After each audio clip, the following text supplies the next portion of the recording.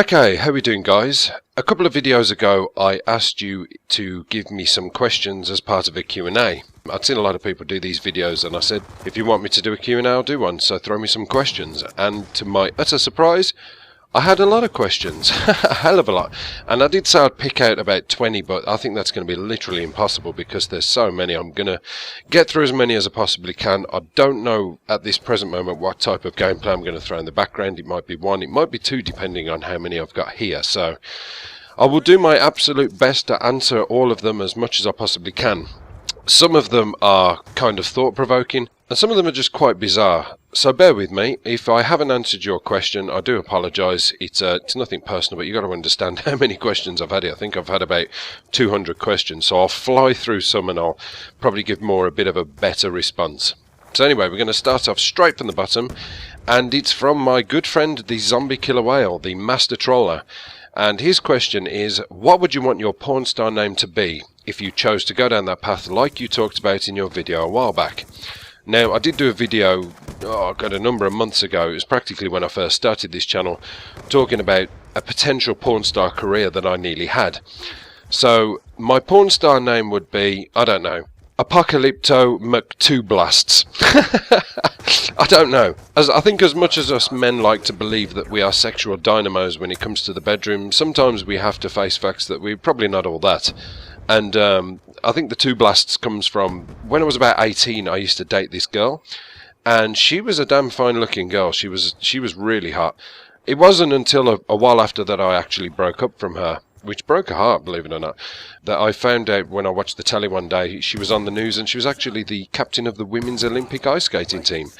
Now, this girl had a fat ass, PH fat, Superfly, and when she used to bend over in front of me, I used to look at it and I used to think, this is probably not going to go very well. I literally knew what was going to happen before it had happened, and it was kind of like, oh, that's it, good night, thank you very much, let's smoke a cigarette and talk about our day. So, yeah, I've had my good times, but I've also had my disappointments. So yeah, whatever that was I just said. Okay, moving on.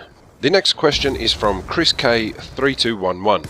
A long time sub of mine, pretty much since I started, to be honest with you, and his question to me is, would you ever do a vlog style video? My answer to that is I've kind of tried to avoid it really because I've never really seen the point of it, but a lot of people keep asking me to do this, so maybe when I hit 10k I'll probably do a really quick brief one and, I don't know, a face revealer or whatever, something like that. The answer to that is, don't rule it out. Okay, moving on to the next one, and this is from Desmond Bodkin, and his question is, if you had to choose one mistake to make you think another big channel has made, what would it be? I can answer this perfectly.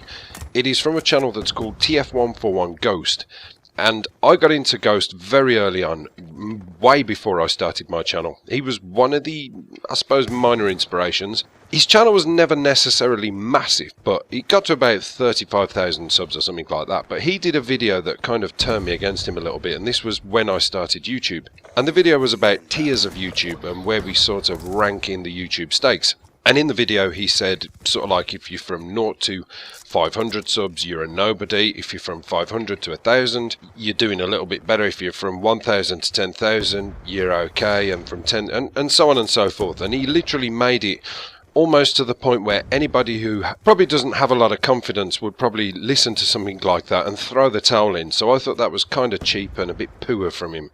So yeah, that would be the one. Now on to the next question. And this is from Healthy0331, and his question is, why is my girlfriend such a goddamn skank?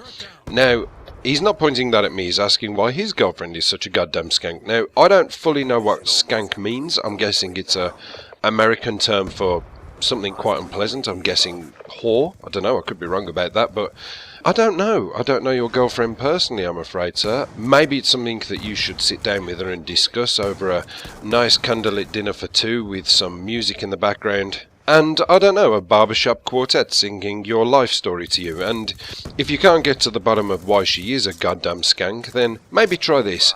Go upstairs and run her a bath, but run her a freezing cold bath and put lots of bubbles in the bath. Then, when you invite her upstairs, present her with the bath and strip her down gently. The next thing you want to do is lift her up in kind of a officer and gentleman style and throw her in the bath. Then, when the shock hits her and she's trying to climb out the bath, simply take the palm of your hand and smack her bottom. That way the feeling of the hand on the cold flesh will be a lovely little shock for her, and she probably won't be such a skank after all. I don't know. No, don't do that. She'll probably have a heart attack or something. So yeah, sorry about that. I really can't answer that question for you. Now the next one is from Rated M for Mos Def, the founder of the Legion of Niggers. I hope he doesn't mind me saying that, but that's what he does. And his question to me is, can you tell me when another YouTuber's trying to leech off your success and reaches out to you when you know they never would have if you have under 1k subs? Yeah, you can, actually. There are people who... Not many. I mean, I've always tried to present myself as being quite open with people and saying, look, you know, I don't mind reviewing your videos. And it's now become apparent when I click a like on somebody's video and it shows up on my Twitter, they get a few subs off it, which I'm really pleased about. So I'm glad I can... Oh, God, I shouldn't have said that now. Everybody's going to be bombarding me with videos. Please don't. But there are a couple of people who I've been subbed to for quite a while and vice versa. And now that I'm kind of showing a little bit of success, they have in fact come out of the woodwork and they're asking me to do a lot of favours for them. So yeah, I do kind of get that, and it's just one of those things, unfortunately. I suppose it comes with the territory. So thanks for that, Mos. Okay, now the next one here is from Nexus X. And his question to me is, when was your first threesome?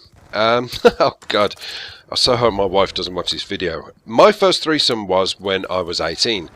And I used to live in shared accommodation. There was me and there was about 6 other people, most of which was, in fact all of them were students actually. I was the only working class man. Now, on my moving in day, there was a lady who I actually rented the place off who had very wealthy parents. And she was probably reverting back to the earlier question, probably a skank. Okay, now we kind of got together and we had a bit of a moving in party for about 6 or 7 of us who were moved in at the time, and there was a lot of vodka drank and there was a lot of weed smoked and various other things. And while we were in the throes of conversation, she suggested to me that she was a bit of a porn star when it came to the bedroom, and I was like, okay. So one thing led to another, and eventually, to my embarrassment for a couple of days after seeing her, we ended up in bed together doing things that you only see on the Nature Channel, which was kind of awesome, but like I say, kind of uncomfortable when you had to get up and pass each other in the kitchen the next morning trying to make your morning coffee. As time went on, I started to notice that she acquired a bit of a taste for the locals who drank in my pub. And on a regular basis she would come back with various gentlemen, and I would get a bit of a shock when I come in from work to find her drunk with old George from the pub, who was about 75, who just had his fill of young lady, because she was only about 18. Now, going back to the threesome, when I was out one night with a couple of friends, she joined in and we had a lot of drinks, and I took her back to the house and we all went back. We had a lot of drinks back at the house. And there was a lady who lived upstairs who was with her fella who lived in a room, sharing a room with him. Actually, going back a little bit more, sorry about this, going back a little bit more, when this house party happened and I ended up in bed with her, I walked upstairs to use the bathroom to find her in a bit of a lip lock with this aforementioned woman. And they absolutely swore me to secrecy. Well, the one girl did, she swore me to secrecy. Please don't tell my boyfriend I'm a bisexual. And the rule was, I won't tell him if you continue with what you were doing. And I got a bit of a free show, which was absolutely awesome. And I did kind of keep my promise until one night, you know, I got talking and I told all my friends about it. Eventually, going back to when we were back at the house, this subject came up. And it came up in front of the boyfriend and it came up in front of the girl. Now, the boyfriend, unfortunately, was, I don't want to sound nasty, but a bit of a weed. He couldn't really look after himself. And in the presence of myself and my good friend, he was a little bit intimidated because we're both quite big guys. Now, the instructions were, and obviously the skank was up for this, was to pull his mattress off his bed, throw it on the floor, and watch these two girls get jiggy, which they quite happily obliged in, and it was pretty awesome to watch. And the thing that followed that was an argument between the boyfriend and girlfriend, and my friend and me took the skank into the bedroom and did what I can only describe as a spit roast. So yeah, 18 years old I think I was. Like I say, I so hope my wife doesn't watch this video. Moving on. Okay, we'll go for this one. Stephen Hawking, what is your favourite non-gaming YouTube channel? I would have to say, oh god, I can't think of the actual name of it. It's Penguins, I think it is. Penguins. It's a guy who's called Critical. I'll find out the name of it and I'll put his link in the description.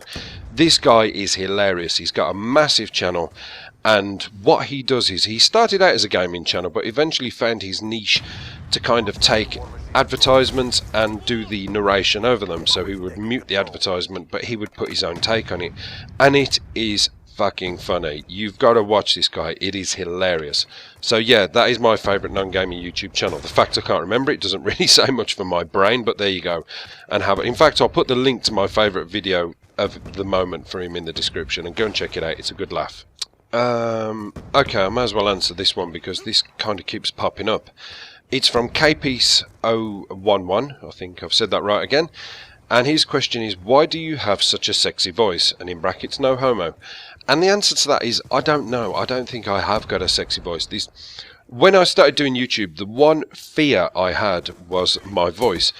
Because, and in fact, this is going to answer two questions, because there was one I've just skipped past. I'm from Birmingham, a place in England called Birmingham. Now, we are considered to have the worst accents in England. People hate us, just slightly above the Scouse accent, which is Liverpool. Now, I was really conservative about doing YouTube commentaries because of the simple fact that people don't like to listen to Brummies talk. That's what we call Brummies. So, I don't know. I didn't really think I had a sexy voice until a lot of people started commenting on it. So, the fact that people like it is great, and it makes my life a little bit easier, but I don't know why. Maybe thank my dad and my mum. Here we go. There's one from the Ross0411. A very long time sub of mine from the very, very start. How you doing, Ross? Now, his question is, how much do you think you have changed from the beginning of your channel? I can't believe it's been so long. Yes, true, I can't believe it's been so long either.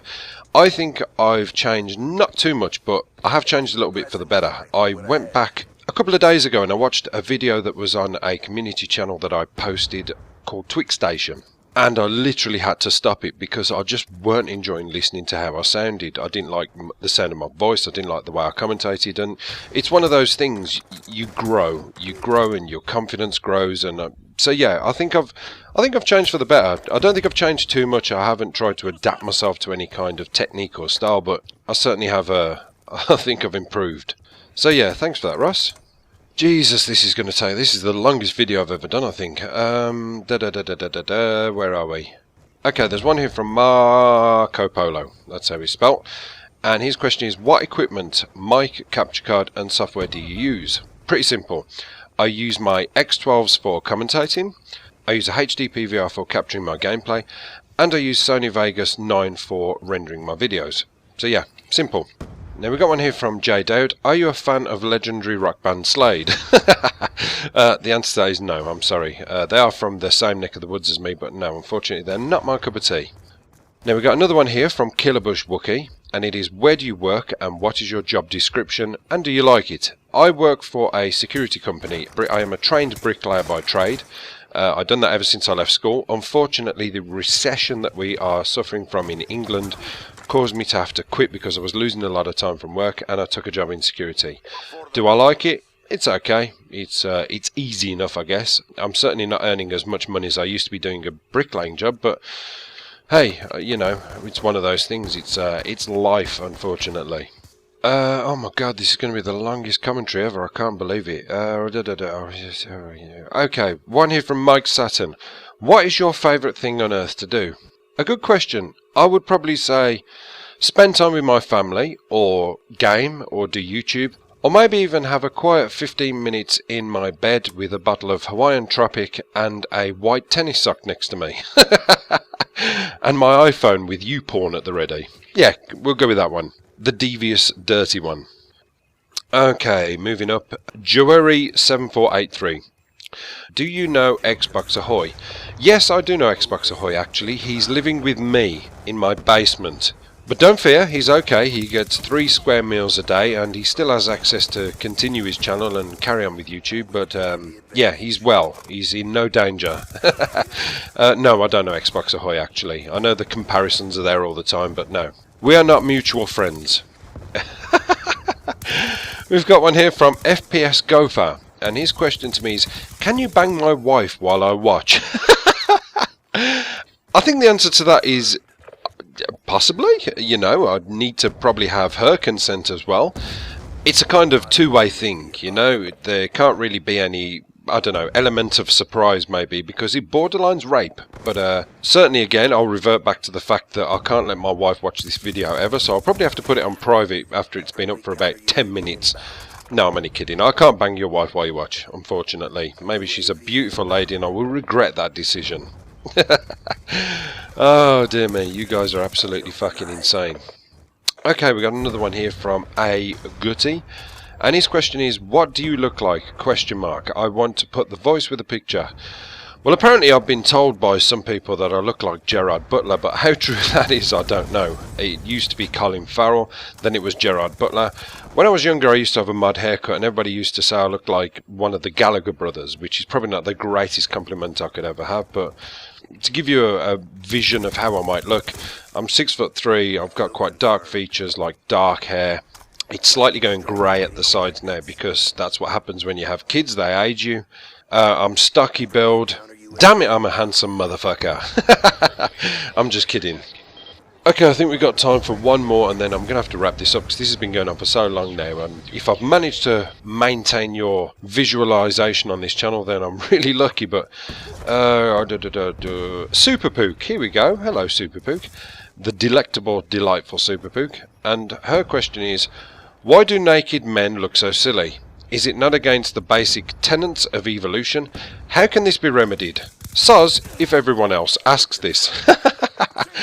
I don't know, Superpook. To be honest with you, I totally agree. I think ladies, when they are naked, look like, I don't know, something maybe Rembrandt would paint, like a beautiful oil painting.